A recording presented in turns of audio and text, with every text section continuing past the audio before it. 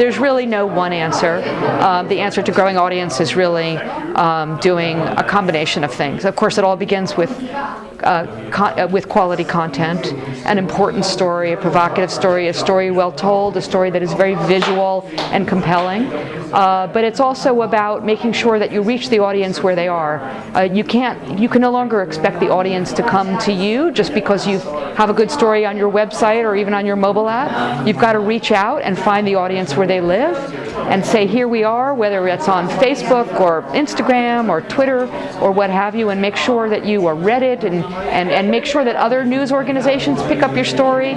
You publish their stories as well, and you create a network and people begin to understand what your brand stands for. The journalist's role is always central. What journalists do is find important stories and tell them well.